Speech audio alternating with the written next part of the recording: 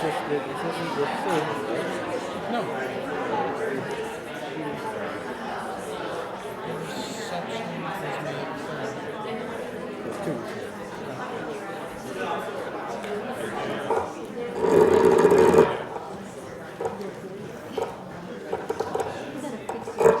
I think it's on. I think it's on. It is. I'd like to welcome all the students back from spring break. I hope you had a good spring break. And also would like to welcome all of our visitors. We have several visitors here today. It's always very exciting for us to have people from the community, and I know this event means a great deal to them, and it does to us as well. We used to be known as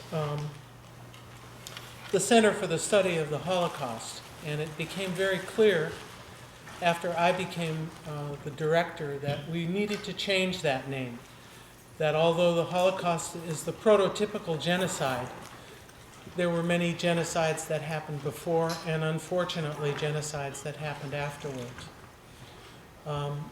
I was most fortunate to meet someone, and that someone is Christine Davidian, who is the president of the Armenians of the North Bay. And we began talking about the possibility of having a lecture every year that would highlight the Armenian genocide and what went on before the Holocaust. And in fact, we Holocaust scholars know that one of the things that Adolf Hitler said when asked about his intentions of eliminating Jews, he said, well, who remembers the Armenians? And we have taken that as our charge, and that is that we will remember what happened to the Armenian community every year in the spring, and we're doing it again today. We are most fortunate today to have with us an eminent historian by the name of Robert Hewsen, and his topic for today is Genocide Denial, Evolution of a Process. Dr. Hewsen has his Ph.D. in Russian history from Georgetown University. He also has a BA in history and has studied as a postdoctoral fellow in classical Armenian. He's one of a distinguished group of Armenian scholars. He worked for 30 years, taught for 30 years at Rowan University. He's had visiting professorships at Hebrew University of Jerusalem, the University of California at Los Angeles, California State University in Fresno, the University of Chicago, and Columbia University, as well as the University of Pennsylvania and the University of Michigan. His premier work is Armenia Historical Atlas, and this is one of the maps that is in that book. He was kind enough to send us a copy so that we could have it for you, so that you could follow along visually. It is my great pleasure to present to you Dr. Robert Hewsen. Please welcome.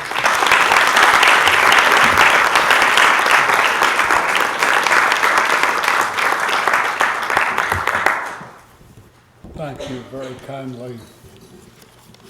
Good afternoon, ladies and gentlemen.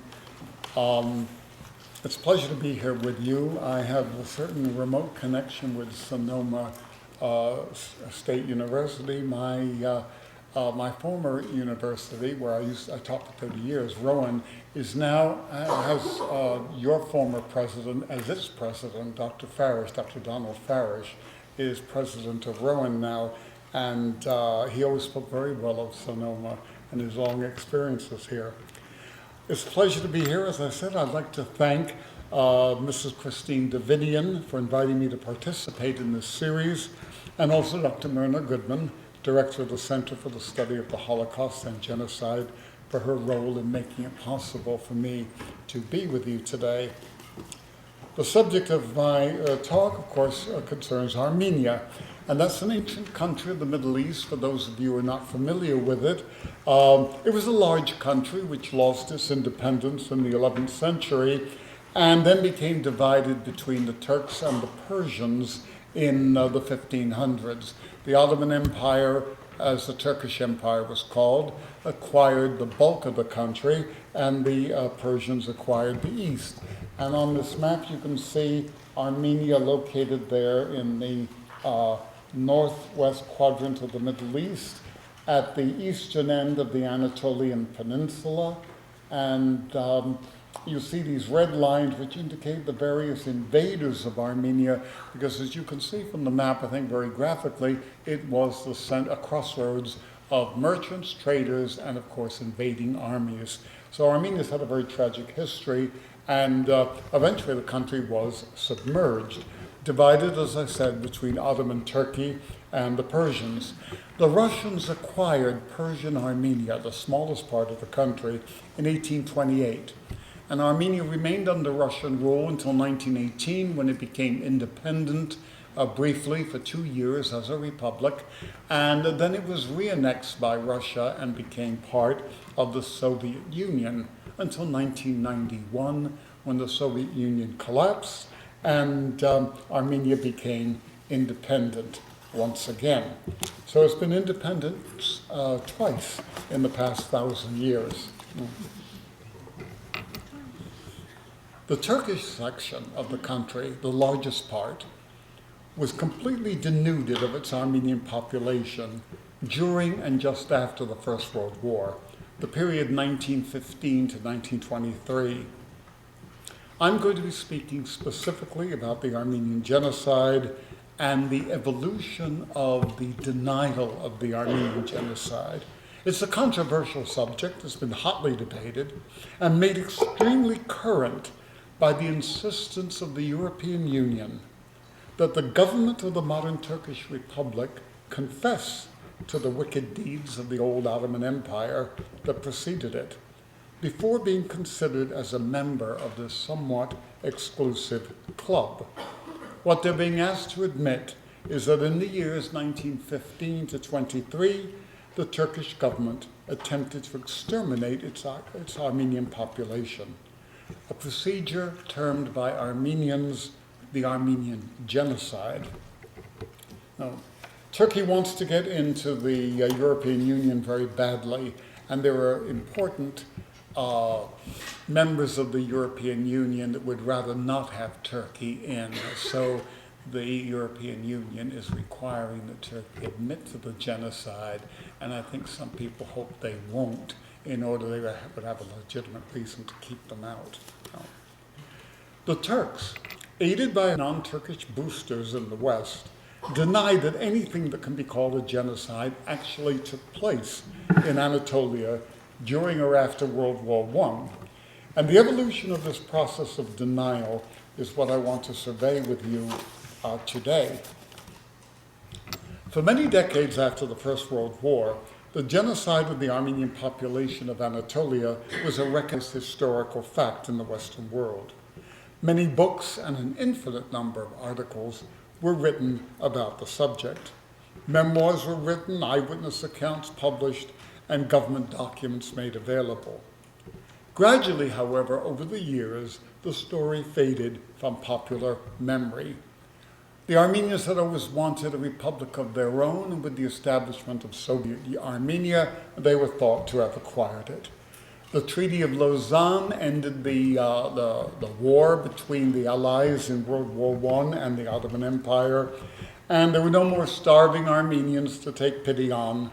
The survivors, scattered, were traumatized, paralyzed, busy getting settled in their new lives, and the subject simply faded from the attention of the world. Then there occurred two events that changed all of this, gradually at first, and then with increased rapidity. The first was the 1965 commemoration by Armenians of the 50th anniversary of the events of 1915. a commemoration taking place both in the United States and abroad, and even in Armenia itself until 1991, a constituent republic within the Soviet Union. The Soviet government did not want the Armenians to commemorate the genocide, but there was so much pressure in Armenia, including people out in the streets demanding recognition of the 50th anniversary, that the Moscow government decided to relent. And it was not like the Moscow government in those days, the 1960s, to give way on anything. But they figured, okay, let them have their parade and their demonstration, let them build their monument and get it over with. The second event that took place was the beginning in 1973 of a series of terrorist attacks whereby Armenian radicals and certain underground Armenian organizations began a systematic policy of assassinating Turkish diplomats in a desperate attempt to get the world to recognize what had transpired in Anatolia during and after the First World War. They achieved nothing permanent, but it created a lot of bad publicity for Turkey. The result of this bad publicity led the Turkish government to undertake a serious rebuttal to Armenian charges. Now you might ask why. Why not simply ignore what the Armenians were doing and saying? The perpetrators of the assassinations became discredited, even among Armenians, and their actions soon came to an end. Why was there denial? Well, I remember attending a meeting in Connecticut back in 1983 that had to do with the Armenian genocide. And a middle-aged Armenian-American lady got up and she said, if only the Turks would admit it, if only they would apologize for it, then we could have closure and we could put it to rest. And I got up and I spoke and I said, you're misinformed, madam. I said, it isn't closure that the Armenians want. The Armenians want reparations for what happened. And that's why they're asking the Turks to admit it, because they want reparations. Well, the Turks know this. They're not fools. They're anything but fools. The Turks know this. And they have no money. When I visited Turkey in 1998, you got 250,000 lira to the dollar. When I went back a year later, you got 750,000 lira to the dollar. Turkish money was then worthless, and the Armenians knew this, and of course, they're not after Turkish money. What they want is land. They want their land back. They want a large chunk, if not all, of Turkish Armenia to be given to the Armenian Republic. Well, that area is inhabited today by at least 12 million Kurds. So the question comes up, well, if you get that land back, what are you going to do with the Kurds? And when I pose this to Armenian activists, what are you going to do about the Kurds? They sort of squirm and they say, well, we'll cross that bridge when we come to it. Well, that's the point. The Turkish government has no intention of waiting until that bridge is even neared. By denying the fact of the genocide, the Turks have halted all discussion right at that point. You can't talk about reparations for acts whose very perpetration is still in dispute. So that is the major reason for the genocide. Once they admit there was a genocide, the Turks have to talk about reparations. They have no intention of talking about reparations. To Americans living in a country where, according to our legal system, the accused are considered innocent until proven guilty, this all seems quite reasonable. You know, if there was a genocide, well, Armenians have to prove it, you see. And Armenians are put in this terrible situation where, as somebody pointed out just before my talk, every year in April when the genocide began, the Armenians have to begin by proving that there was a genocide when they should be talking about something much more important, like acquiring some kind of a restitution for that genocide. In this way, the denial of the Armenian genocide gradually became more advanced and to a great extent more successful than the parallel denial of the Jewish Holocaust. The Jewish Holocaust has the advantage of being more recent. The Jews are much more numerous and they're better known as a people. They have many more survivors to tell their stories. Above all, Germany has admitted its crimes against the Jewish people. The result, no one outside of, say, the Middle East takes the Holocaust deniers seriously. The deniers of the Jewish Holocaust have no government to support them. They have been largely identified as anti-Semites, many of them attached to anti-Semitic or at least pro-Palestinian organizations. None of the Holocaust deniers are remotely respectable, and few would be tolerated on any American campus for a single semester.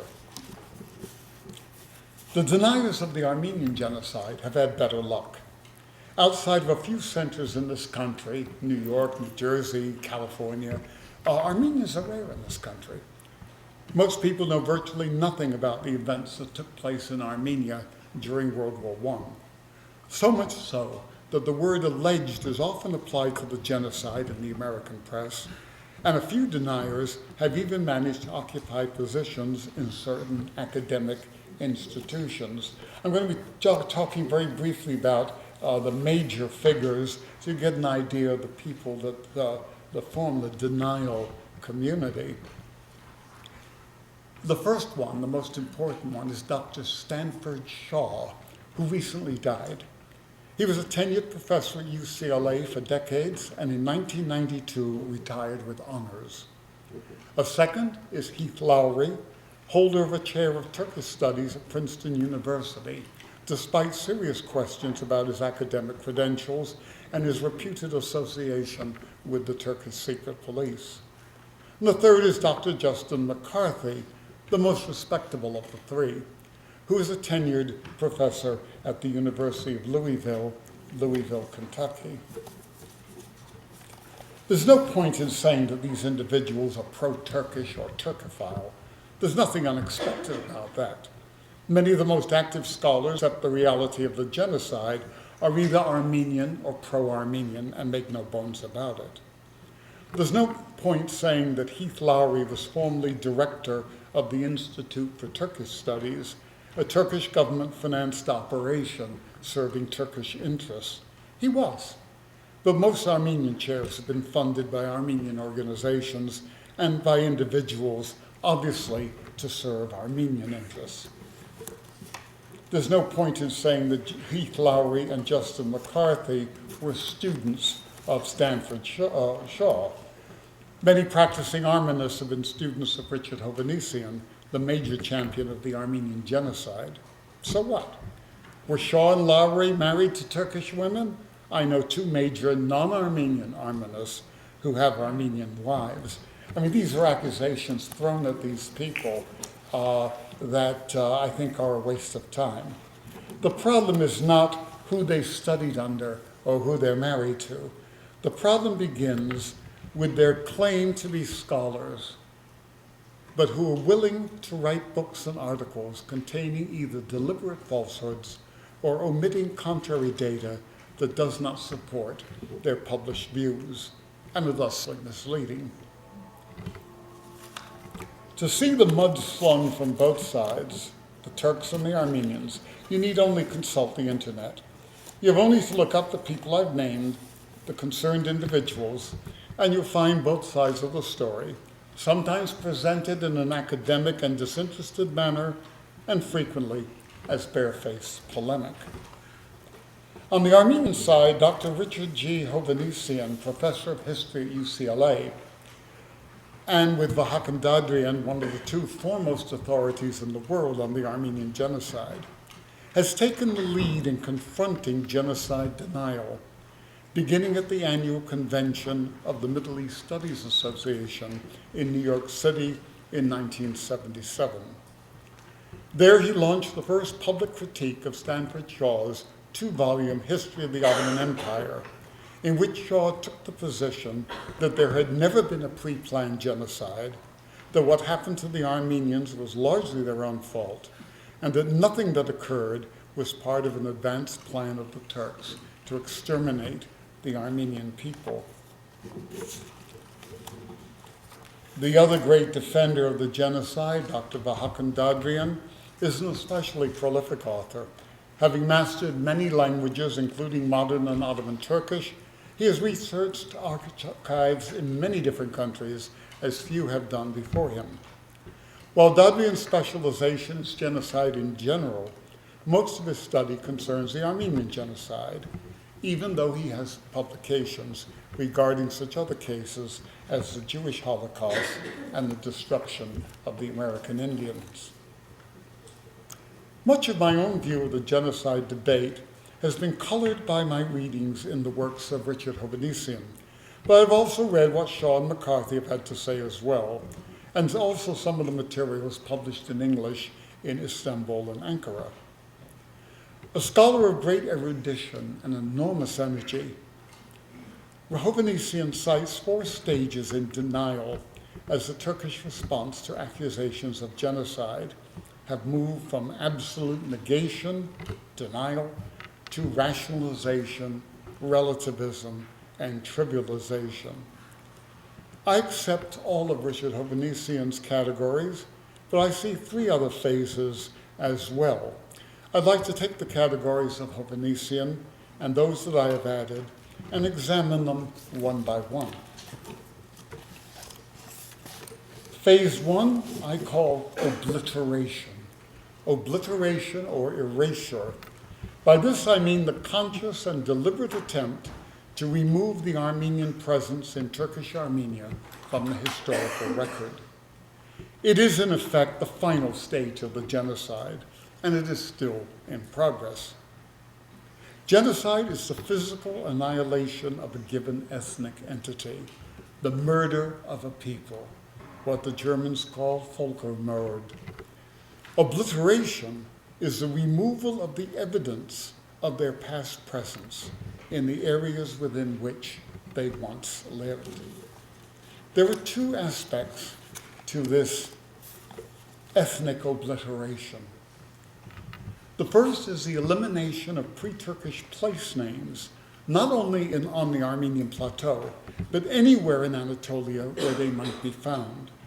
This was not limited to Armenian place names, but included those that were of Greek origin as well.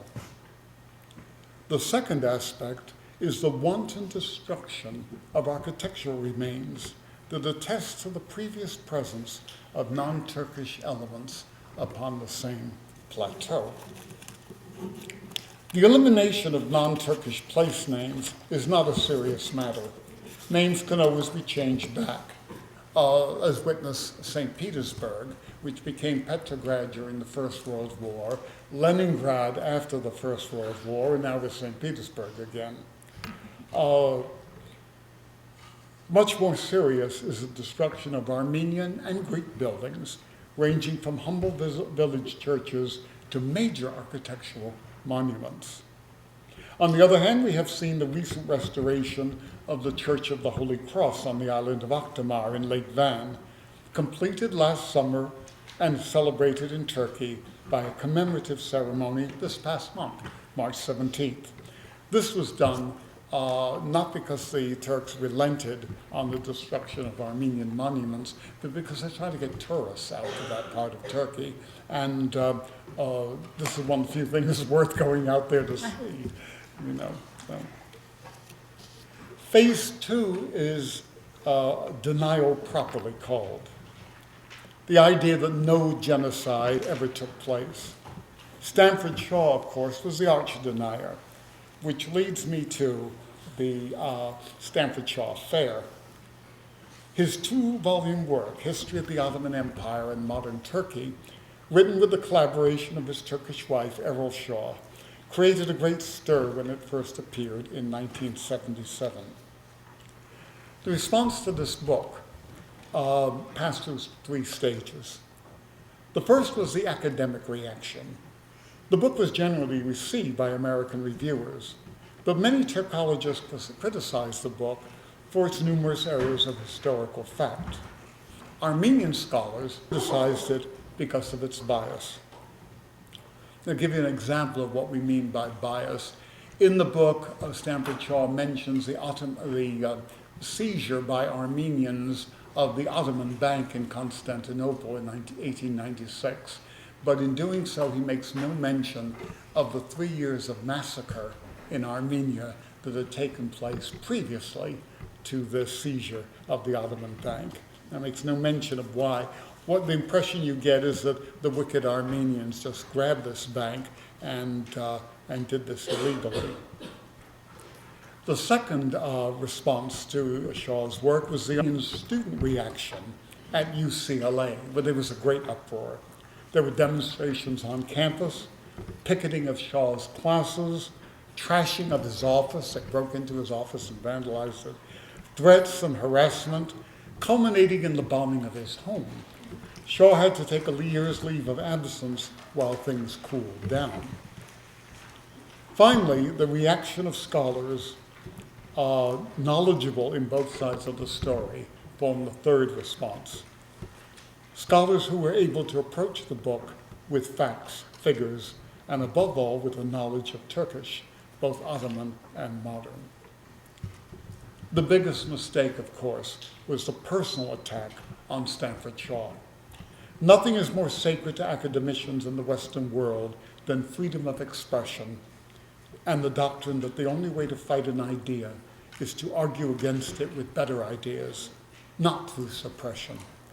In the West, we normally attack ideas, not personalities. What was done to Stanford Shaw, of course, backfired by generating enormous sympathy for him and ultimately derailing attempts by serious academics, some of them in his own department at UCLA, to call him to task before the academic world. My first reaction was to go out and read the book, which many of Shaw's Armenian critics have not bothered to do, after which I wrote a polite but firm letter to Dr. Shaw questioning his methodology. His response, equally courteous, was to offer to alter his views if, like himself, I could find support for my interpretations in the Ottoman archives. Not knowing Turkish, I, of course, was unable to do so.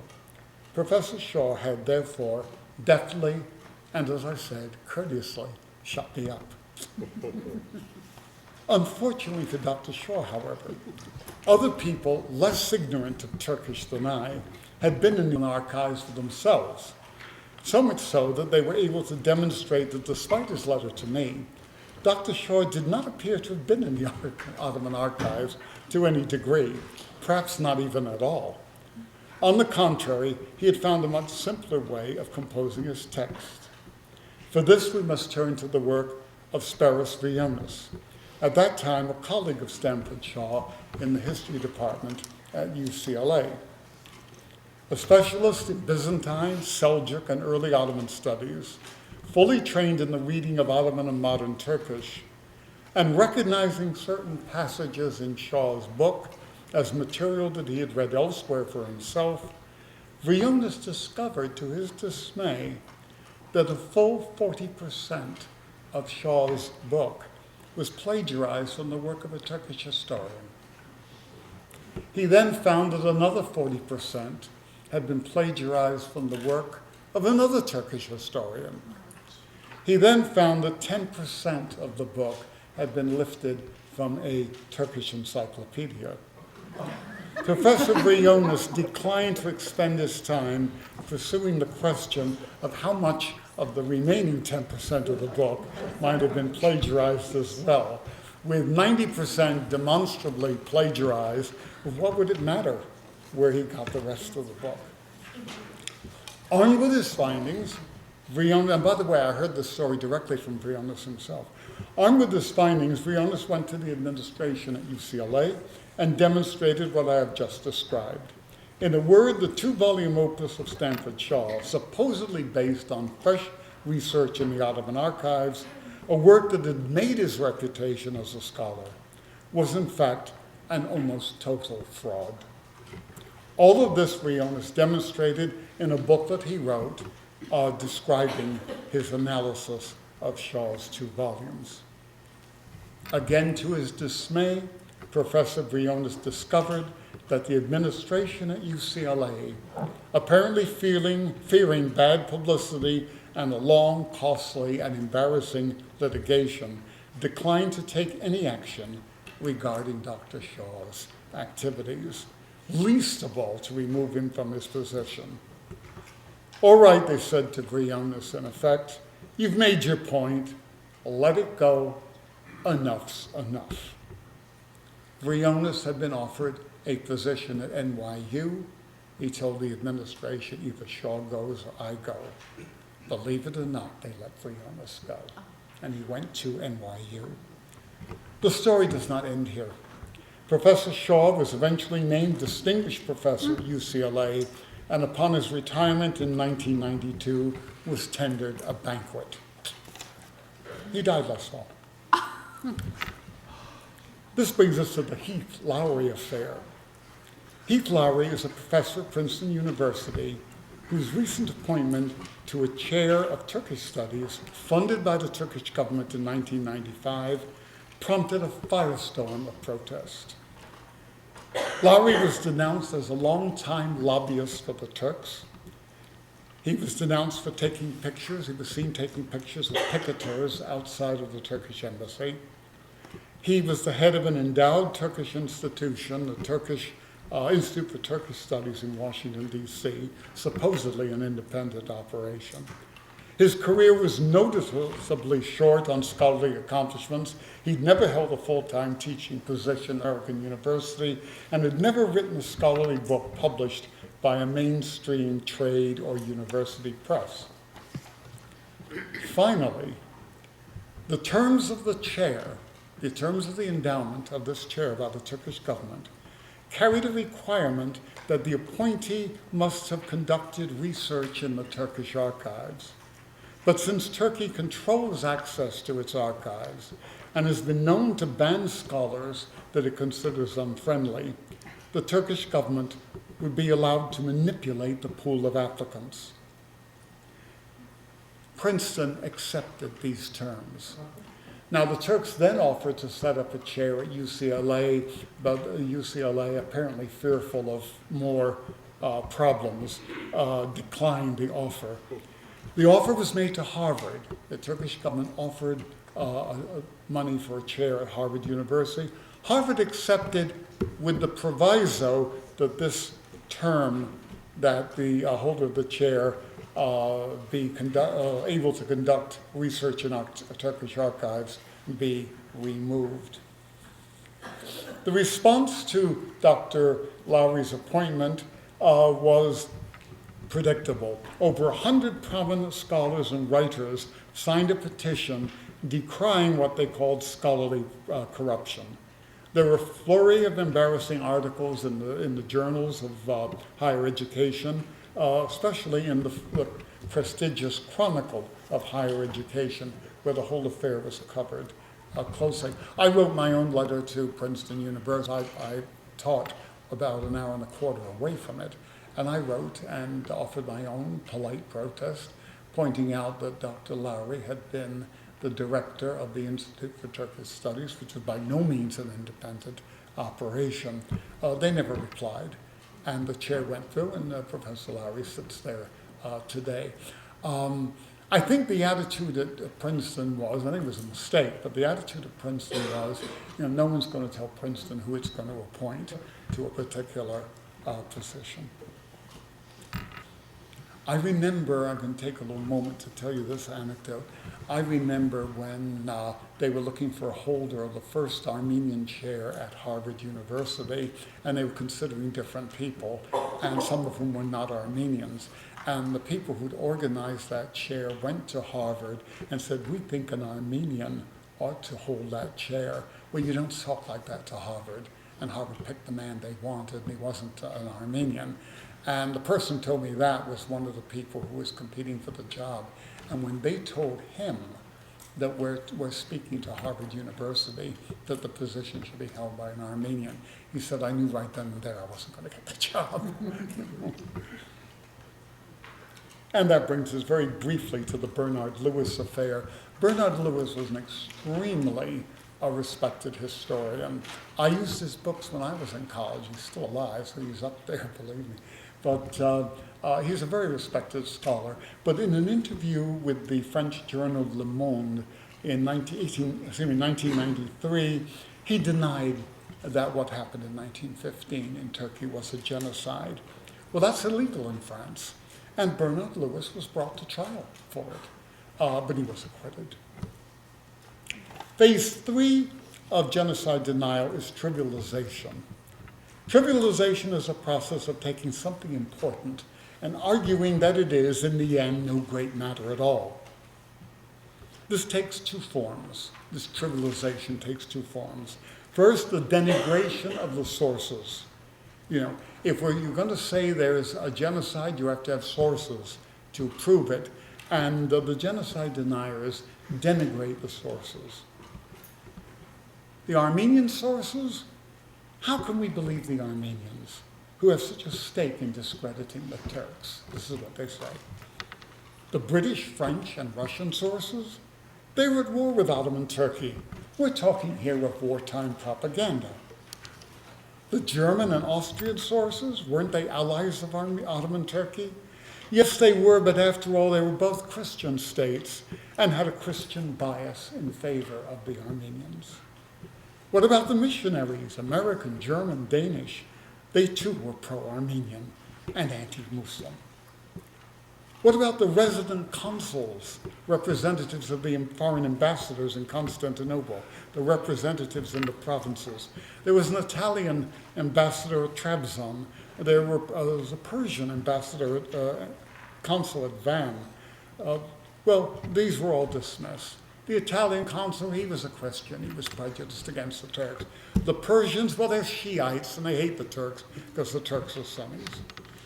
What about the Greek population? The Greek evidence. There were more Greeks in Anatolia than Armenians, and they were everywhere where the Armenians were deported. There were Greeks who lived in terror of being next on the list. What about their evidence? Well, they were Christians, you see, and it's more anti-Turkish propaganda. What about the Arab sources? Well, the Arabs were in open rebellion against the Turks. More wartime propaganda. What about the Turkish sources? After World War I, there were trials of Turkish officials who were partly responsible for the genocide, and the genocide was openly admitted at the time. Well, that evidence was taken under duress, we're told, and you can't pay any attention to that. What about the photographs of the dead? Well, who knows who those dead people were? They could have been Turks killed by the Armenians. Well, who can we believe? With all this massive evidence discredited, who can we believe?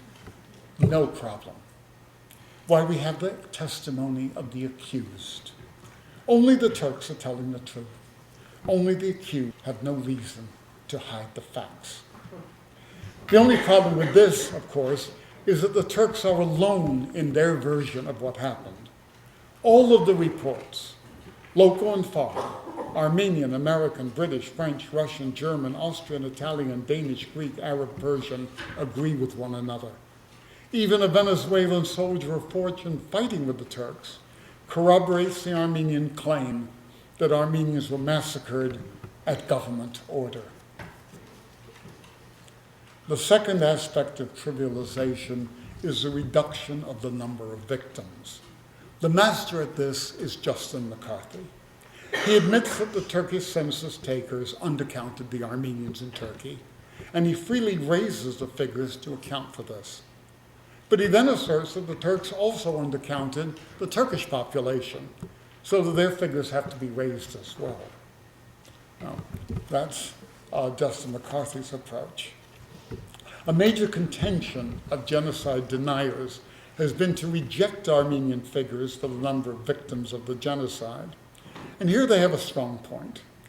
In the absence of any tally of the number of Armenians actually killed or deported, the only way of determining the number of victims is to subtract the survivors from the number who were living in the affected areas. And for that reason, a great deal of research and pseudo-research has been expended on this subject. And I must say that some of the figures that have been brought forward are unacceptable. How many Armenians were victimized in the genocide? I've heard 600,000, 1 million, 1,500,000, 2 million, 2,500,000, and once I heard 3 million. And this was not a figure thrown away casually. It was a video that was made on the subject of the genocide, Where Are My People?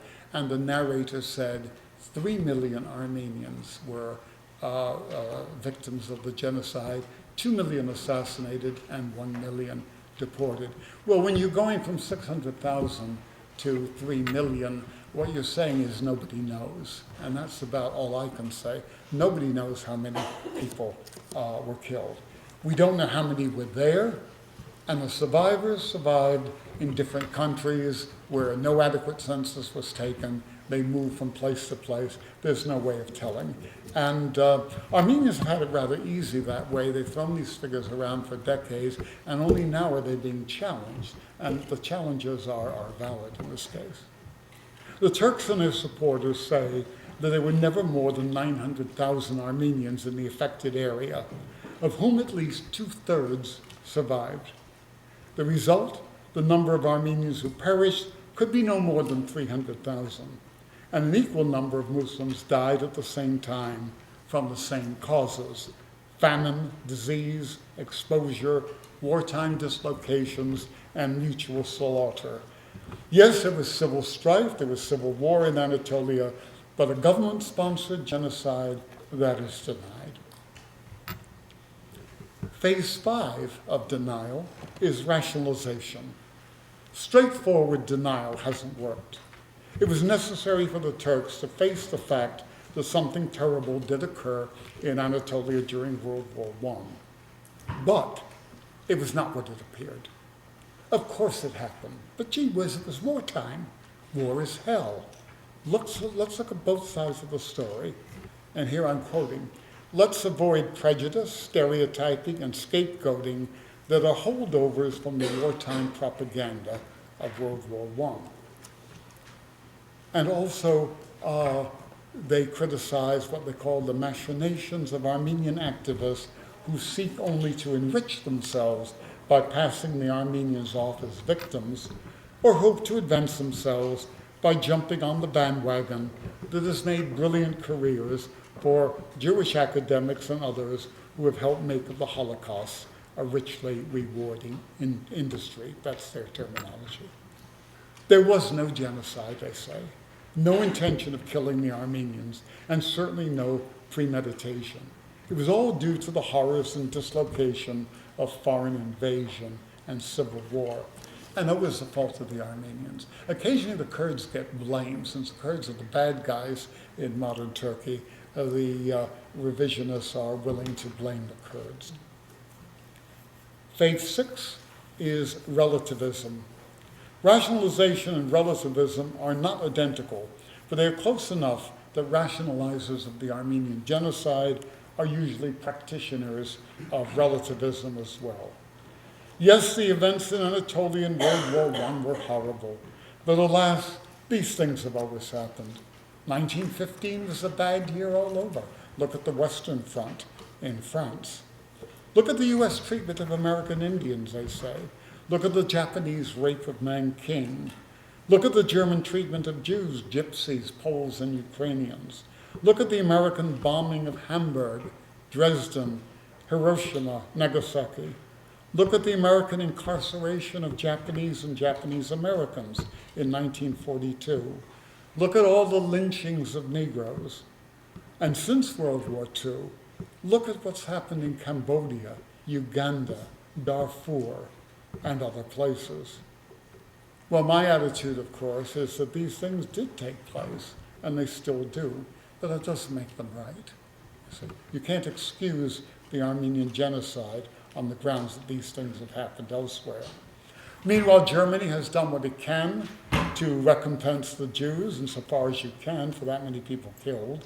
The United States has tried, more or less, to make it up to black people and to the American Indians and to the Japanese Americans.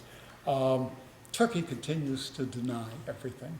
Nothing happened that Turkey was responsible for. The last stage, phase 6, is institutionalization.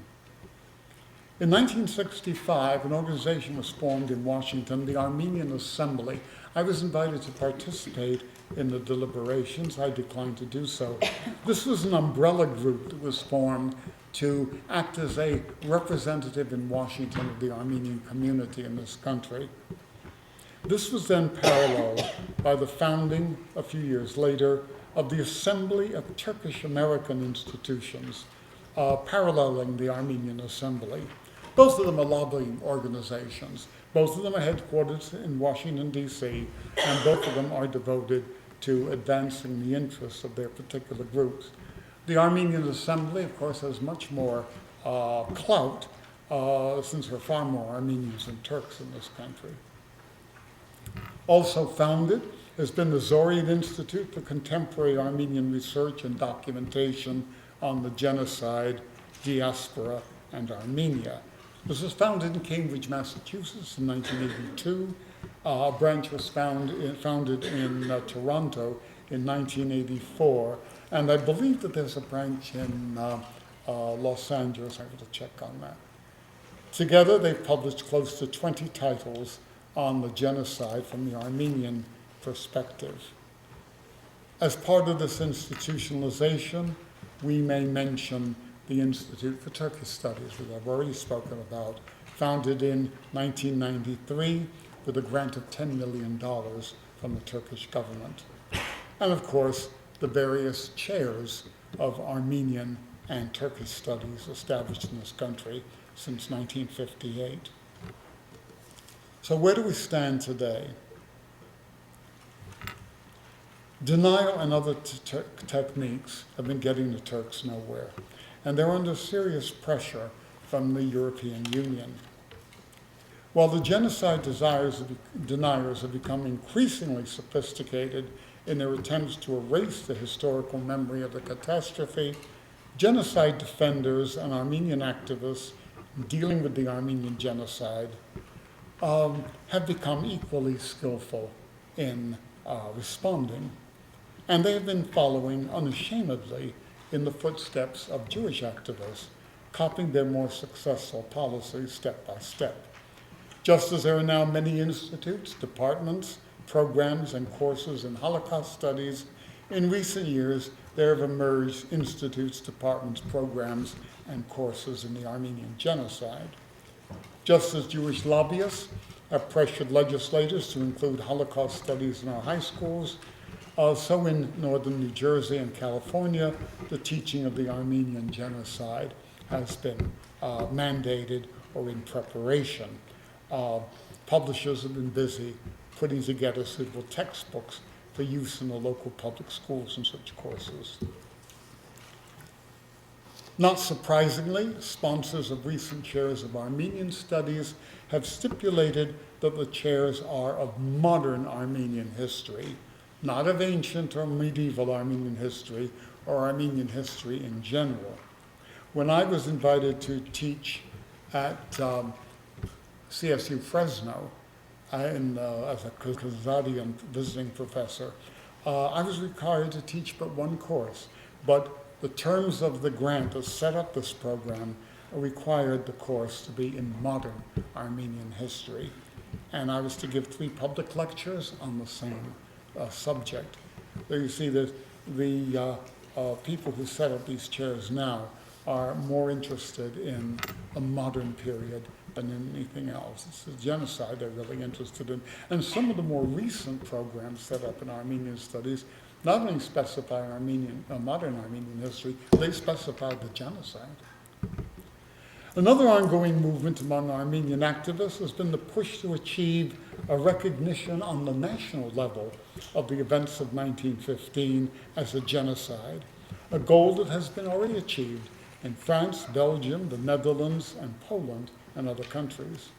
Indeed, it is now illegal in France and Switzerland to assert that the Armenian genocide did not take place.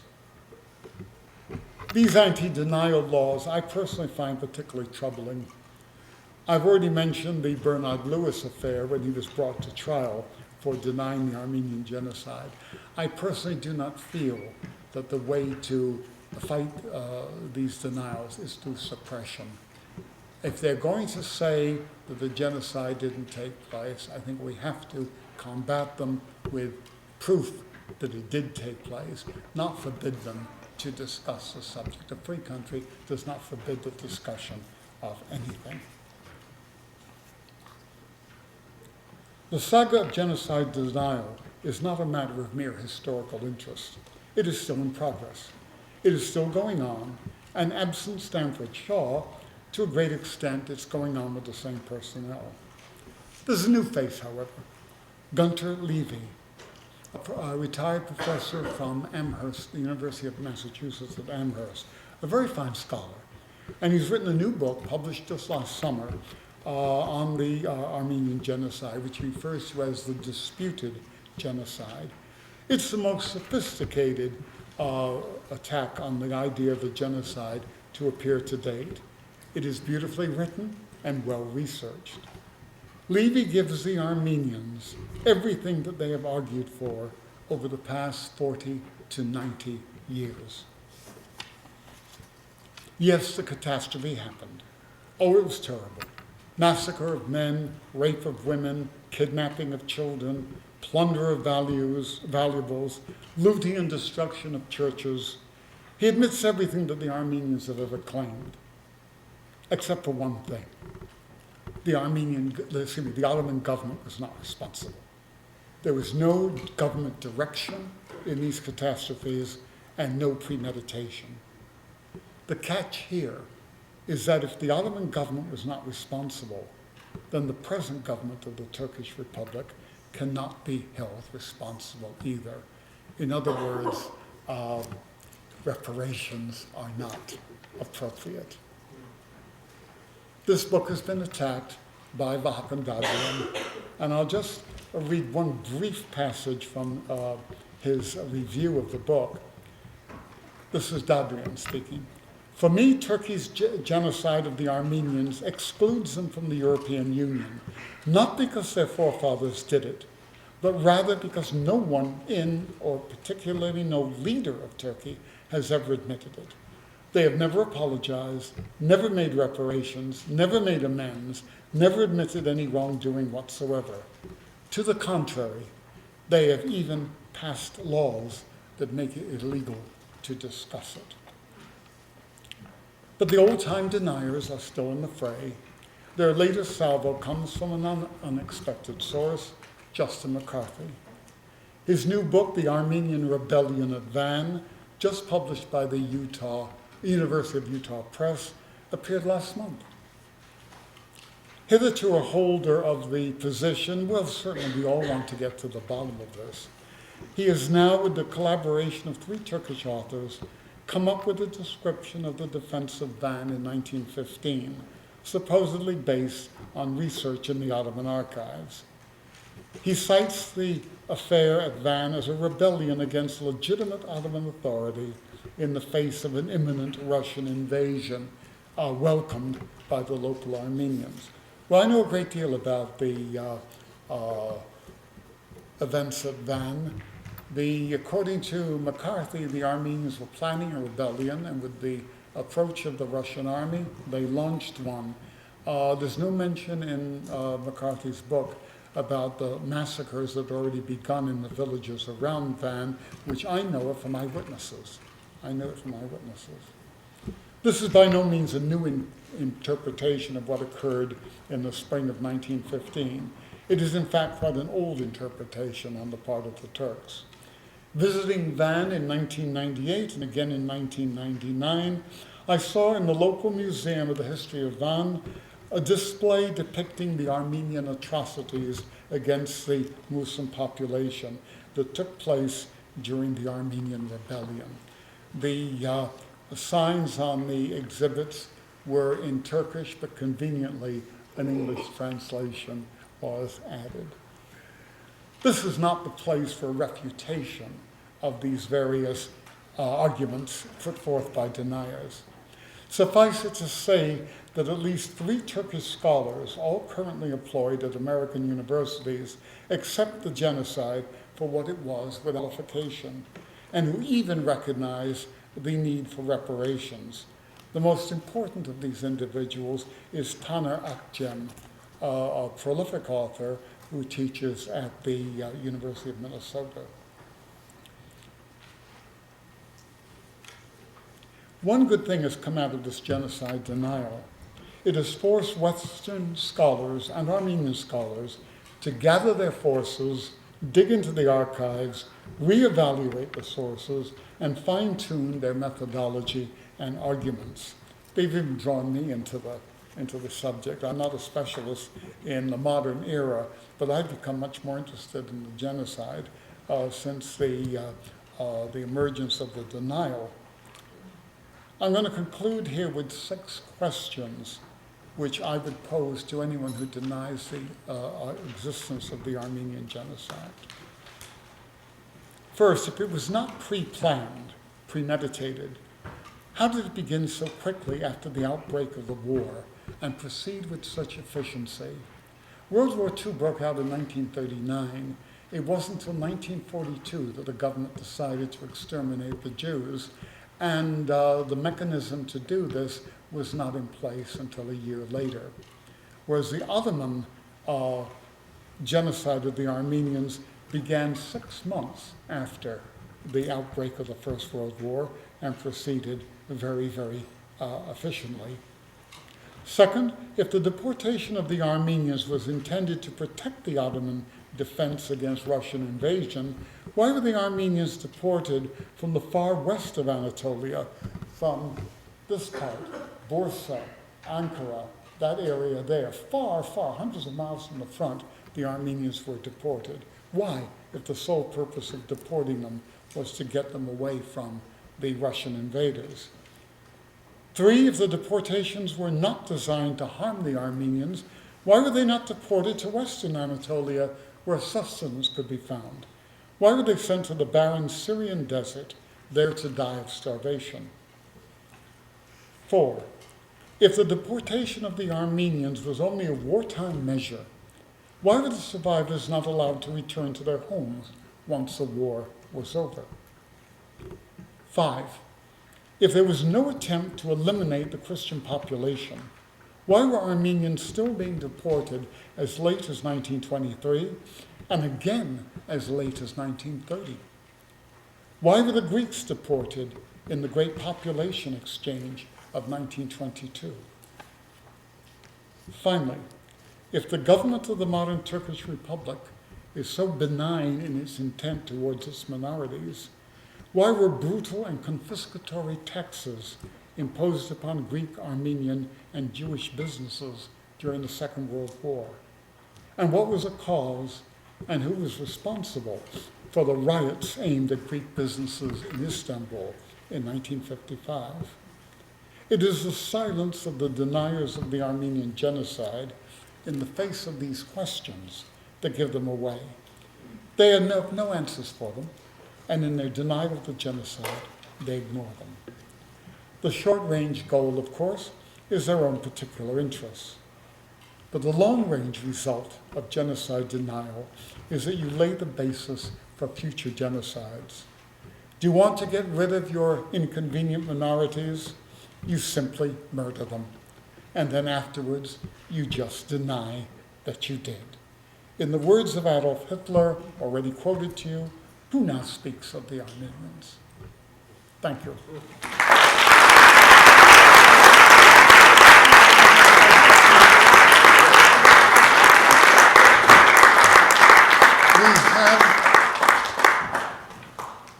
Questions? Well, I have a very short clip I would like to show you to illustrate what I've been talking about. We've been talking about the quality of sources. I'm going to show you a film where they talk about what happened at Harpert, and they focus in on the sources. And I think you'll see the quality of the sources that we have. It's very hard to deny them when you see them face to face. You want to put it on, please, Courtney? It begins with the daughter of a missionary recalling the events of her childhood.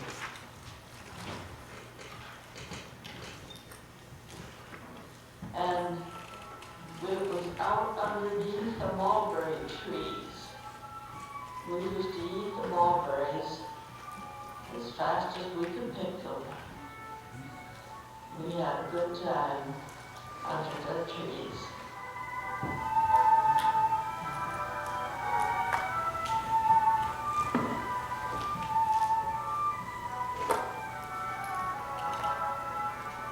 My mother wrote down things. She didn't write them every day.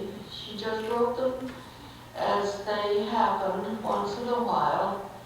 But she did record a lot of what happened and what she saw and experienced, and put them in her diary, along with a lot of the material that she wanted to remember about us children while we were little.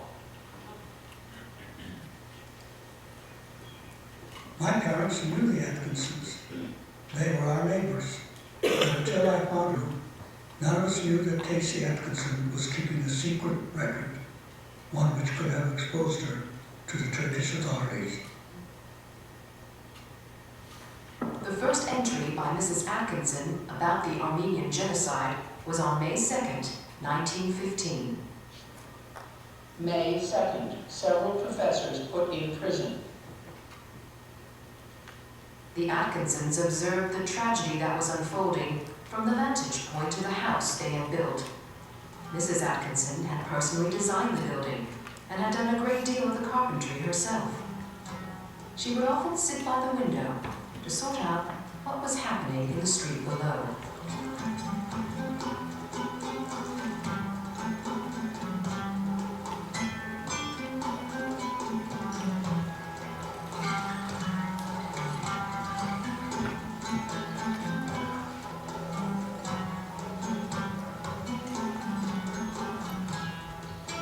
Marie Jacobsen, the Danish missionary, was also keeping a diary.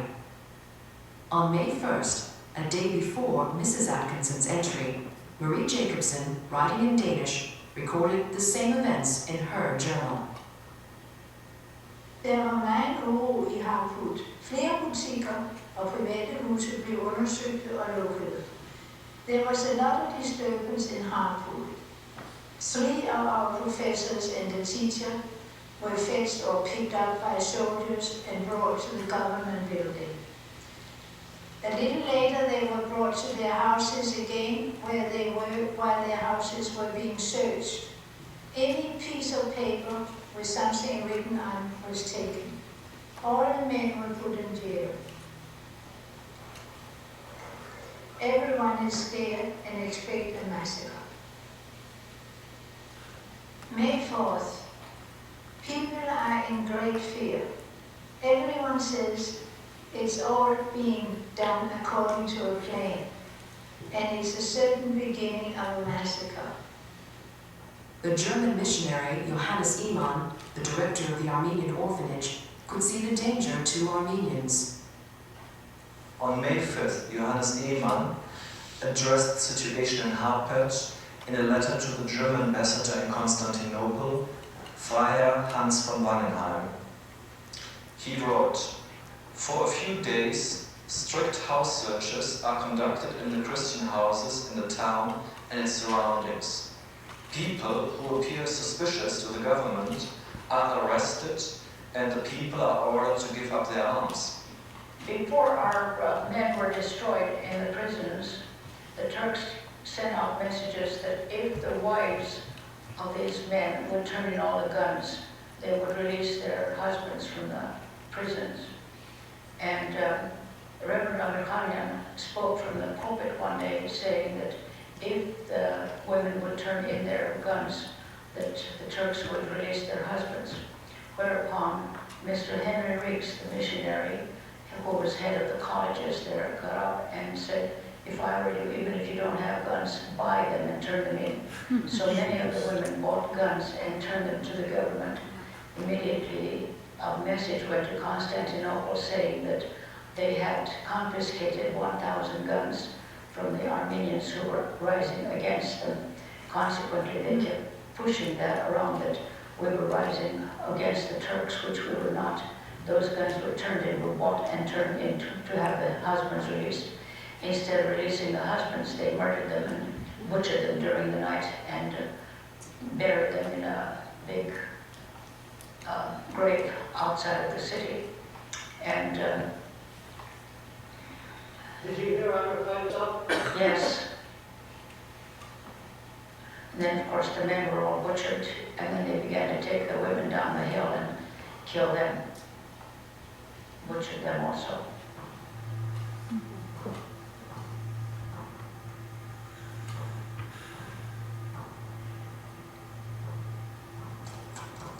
In June 1915, there was unusual military activity in the civilian areas of Harpert. The American consulate in Harpert realized that the Turkish government was falsely accusing the Armenians of hiding arms. Consul Davis, one of the key eyewitnesses, alerted Washington about the peril that the Armenians faced. Caleb Davis later found his father's original documents. He saw that they authenticated the testimonies given by the other witnesses. Some of Davis's reports were censored by the Turkish government and never reached the United States. I think it's probable that in many cases the bombs, which were found in the backyards of the persons accused, were actually buried there by the police so as to manufacture evidence against the Armenians. It is certain, however, that many of the people who surrendered some kind of a weapon were never engaged in any revolutionary plot, and that there was not even so much as evidence against many of them who were tortured. Now began tortures to make them confess to having bombs. Before this time, all Armenians had been told to give up their arms, and many had done so. Now they began to torture to make them tell where their arms are hidden.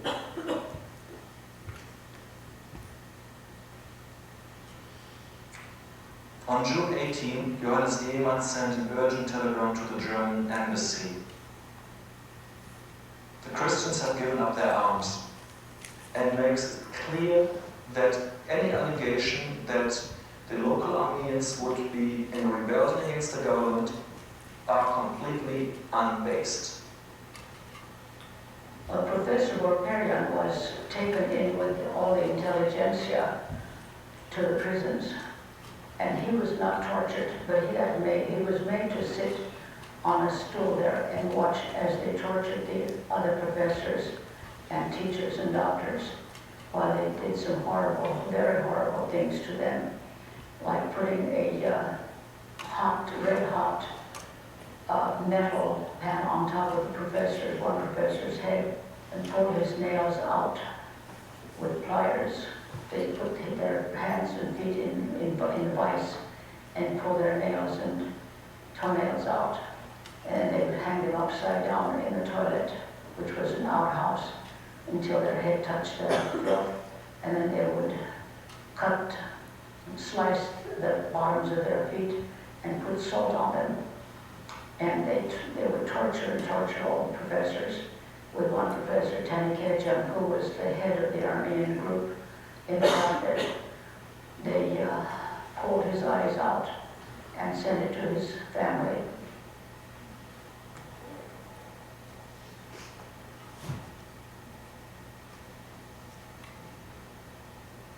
And Vorperian lost his mind.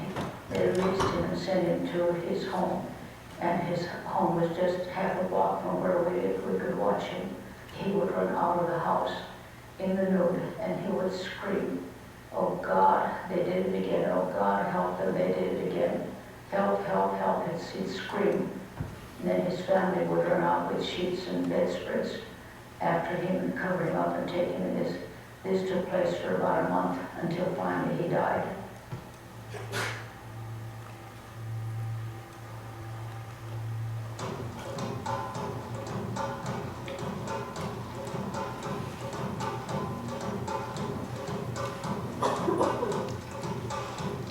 time of treachery and deceit. Armenians had endured persecution and massacres before. Now, something more sinister was going on.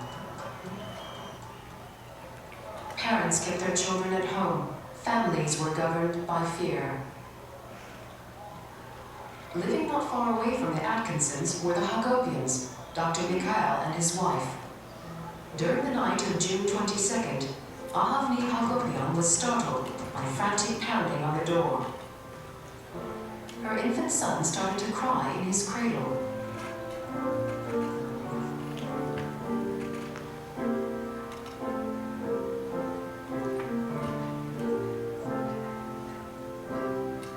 In his study, Dr. Mikhail was entering notations in his journal. This night, he feared the Turkish police had come to arrest and imprison him under the cover of darkness. In fact, Dr. Mikhail had been summoned to the governor's home to perform emergency surgery on a Turkish chieftain.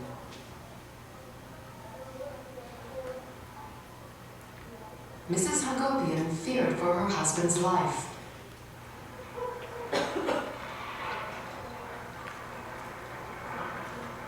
Her eyes were on the street below, and she saw many of her husband's friends who had been tortured in prison. They were being carried away in garbage carts. She was certain he was among them.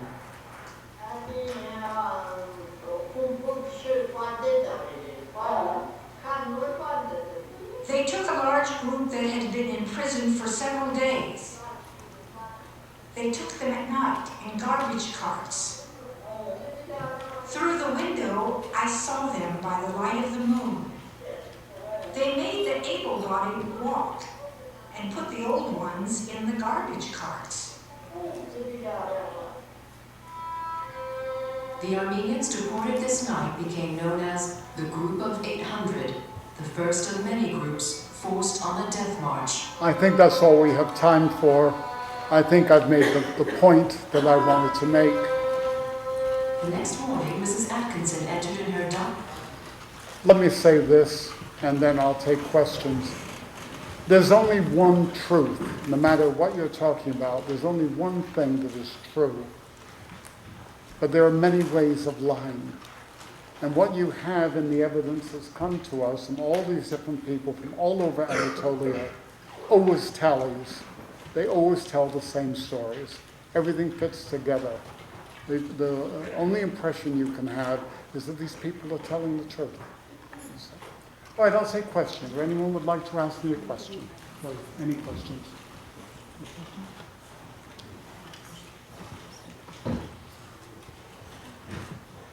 Ask the question. Embarrass me. Yes. I'm very disturbed by our president's not allowing ambassadors to raise the question of genocide. When they called back, was his name Evans? And they replaced him with someone else who will not ask the question. The policy of the American government, the State Department, is not to rub Turkey the wrong way. I deplore that. I think a lot of people do. But the government, it's hard to find a good way of putting this, but the government is supposed to be looking after the interests of the United States, not the interests of the Armenians. That's the problem. And it is not in the interest of the United States to alienate Turkey. That's what it amounts It's to. been going on for years. Yeah, it has been going on for years, for a very long time. When there was an attempt made to film the novel about the genocide, the 40 Days of Musa Dağ, the Turks appealed to the State Department to stop it, and the State Department appealed to the Hollywood studio to just let it go, and they did. Another question? Yes. You talked about the fact that Hitler was very much influenced by what happened in Armenia, with who remembers the Armenians. Have you, in your research, seen any influence of the Turkish denial on what we're seeing now in some of the patterns of Holocaust denial in places like Iran?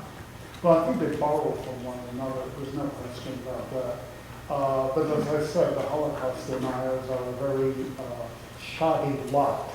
And the crowd that appeared I think in Iran were more embarrassment to the denial than any real support for it. I mean, we really a sordid gathering. I mean, some real anti-Semitic types were there. You know, that's all. It was very, very unpleasant. Yes? I was wondering, is Stanford Shaw the one who wrote a book about the experience of Jews in Turkey during the Holocaust? Yeah, Stanford Shaw. I don't know if it was a book or an article, but you know, Stanford Shaw was Jewish himself. So the stand he took was, look how well the Jews were taken care of in Turkey. Well, there was no persecution of the Jews in Turkey. That is true. That is true. Yes, ma'am. Given that the consequence of acknowledging would lead to reparations, I wonder, I know you're a historian, but could you conjecture about the likelihood that it will be acknowledged by Turkey, except for the pressure from the EU? I think that what the Turks have got to realize is what the British realized in India. It's costing too much to hang on to that territory. It isn't worth the cost. And the British let India go because it's no longer profitable. And I think one day the Turks might conceivably let Eastern Anatolia go because it's costing them too much to hang on to it. But they won't give it to the Armenians. If they give it to anybody, they'll give it to the Kurds. And as I said to somebody, we were having a conversation earlier, that if I were a Turk and I really wanted to put the Armenians on the hot plate, I would say, here, you take Turkish Armenia, and you take the Kurds, and you see if you can control them. Because there's 12 to 15 million Kurds there, and what is there in Armenia today? 2 million people? Officially 3.5 million, but that doesn't count the people who've left. There's about 2 million people there. So, another question, please. Some of these bright students I've been told about. No students have questions. Yes, ma'am. What has enabled the Turkish deniers to succeed and infiltrate UCLA and big institutions where Holocaust deniers haven't succeeded? Why is that happening? Well, they got their jobs before they were deniers, except for Heath Lowry. They got their jobs before they were deniers, and then they turned out to be deniers. Some of them, they just grew into it. I mean, that became their field, like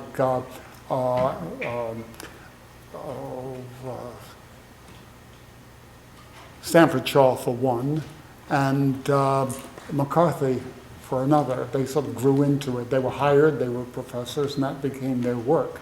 They moved into Holocaust, genocide denial. But Heath Lowry got his job at Princeton. He was selected by the Turks. They said, we would like Dr. Lowry to have this position. And Princeton, to its disgrace, said, okay. And they gave him a job. Yes. Yes. Oh, I'm sorry, I put your hand up. Okay. Oh, there's a microphone, I thought. Anybody else, please? Nobody wants to embarrass me. Well, yes. Shaw was there at the same time Polynesian was at UCLA. How did that relationship work? I mean, The Hovanesian told me that Shaw was a very nice person. He was never nasty to anybody. And when Richard went in to talk to him, he said, I've read your book and I'm shocked. And Shaw said, well, maybe I should have said this, and maybe I should have chosen different words. He didn't give you anything to fight with, He sort of, became like a cushion. If you take a sharp sword and you try to cut a cushion, you can't do it because the cushion gives. And that's the way Shaw was. He was always very courteous. He was a perfect gentleman, right? And yes. Were these books used as text for some of the... Well, his 2-volume book he uses as a text for his course. He had a 2-semester course, and you read volume 1 for the first. Well, Richard Hovanesian's book is also a text in his course. I mean, it's easy to point out these things that they're doing, but it's done on both sides. It's done on both sides. I mean, when a professor writes a book, he usually hopes to the readers as a textbook. Why were the professors targeted for arrested first? Why? Why they were the intellectuals of the community. They were Armenian professors at this college that the Americans had set up in Harvard. The professors were mostly Armenians. They represented the intellectual heads of the community, and the Turks wanted them out of the way.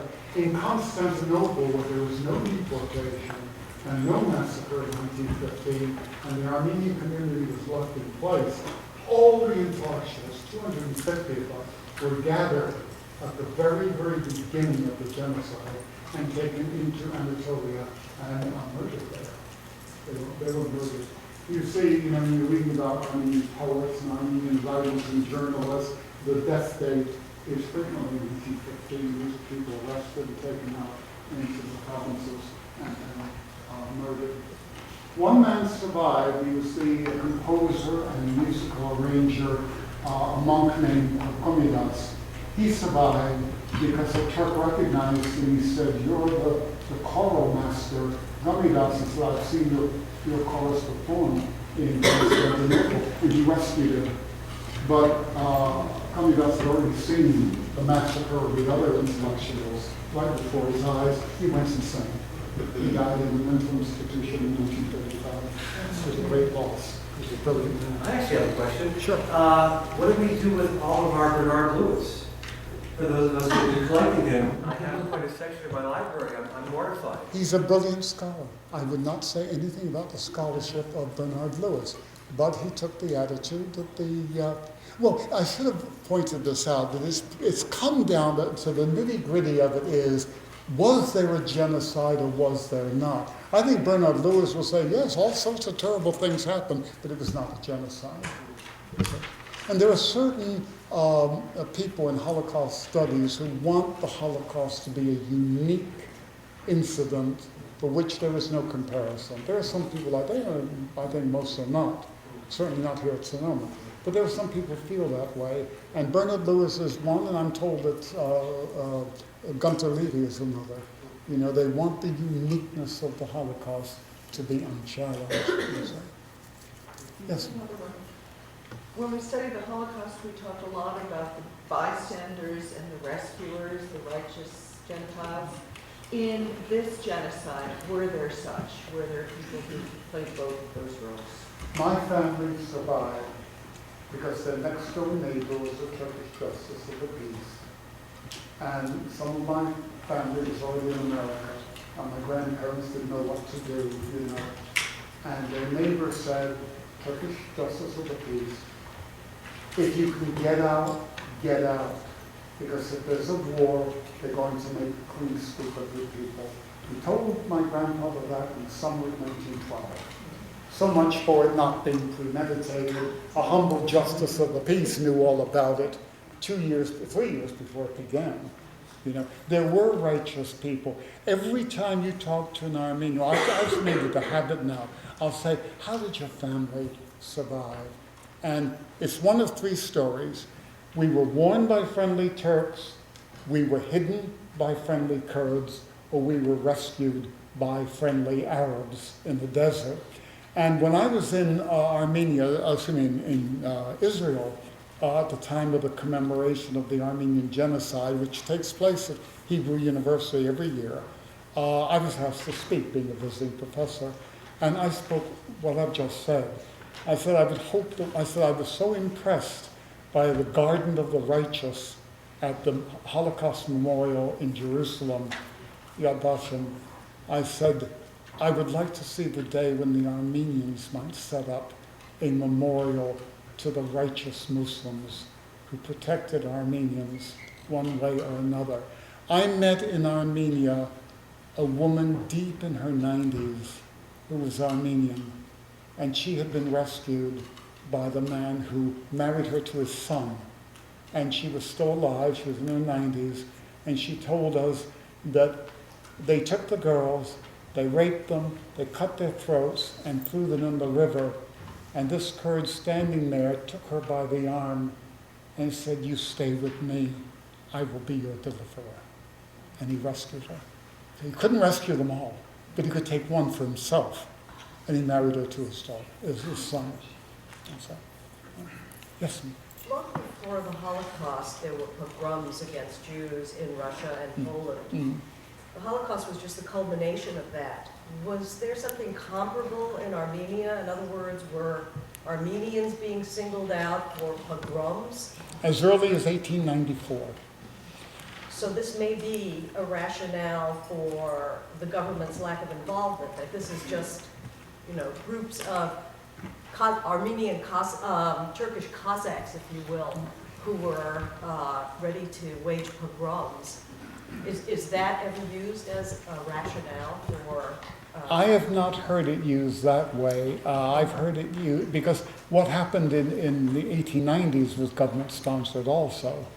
And Gunter Levy denies that. He says that the evidence for the Sultans being behind it, he said, is weak. Well, that's not much of an argument. He said the evidence is weak. Well, how weak is it? I'd like to see the evidence, No, there's not much evidence that the Armenians were disliked by their Turkish neighbors. Not much evidence at all.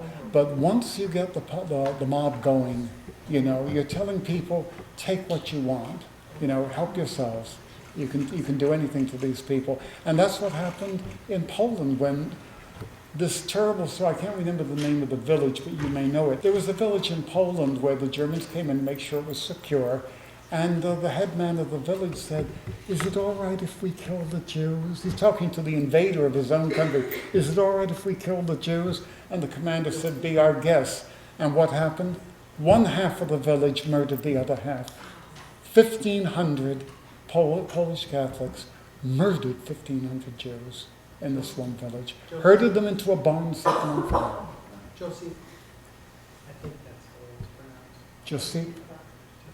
I thought it was with a P. Okay, Josie.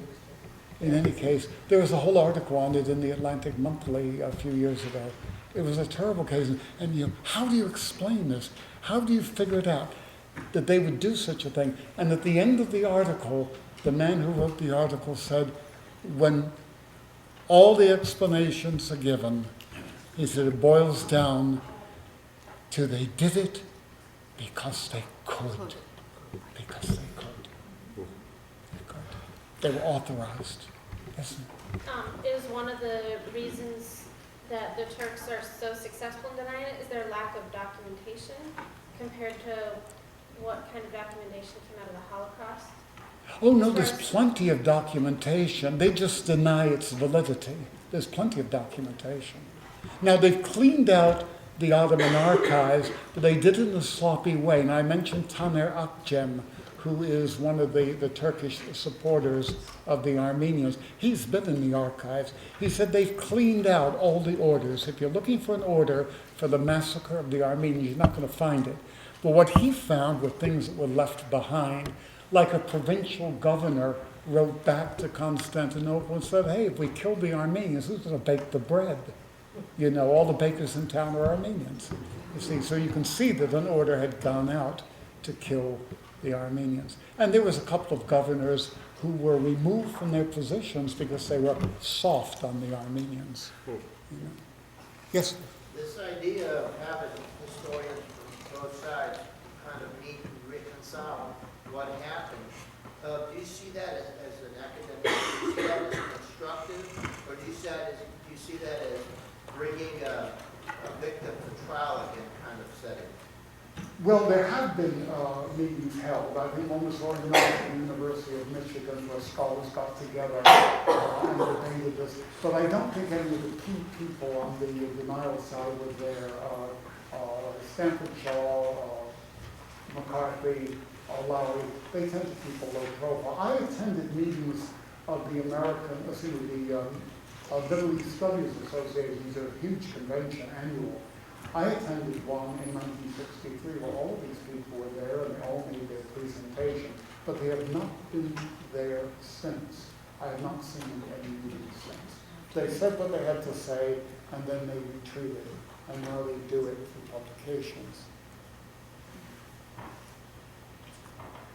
Is your hand up now? I'm sorry. Okay. Any further questions? Thank you very much.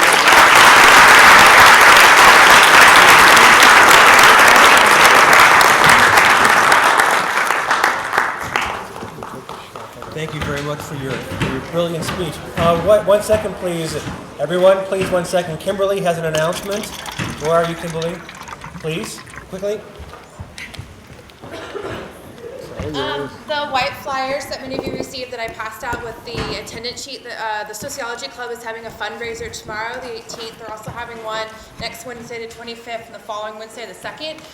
Anywhere between 11 a.m. and 10 p.m. If you go to El Torito and present the flyer, 25% of the bill will go towards Sociology Club, and the Sociology Club then uses that money to bring presenters or movies or activities or fun things for you guys.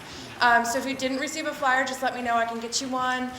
If you have one, don't think you can go. You can give it to someone. But I'll have more flyers next week. If you could go, that'd be great. Thanks. I want you to be sure to remember that next week we're going to have our presentation on the reverberations of genocide in Rwanda. And we have some very special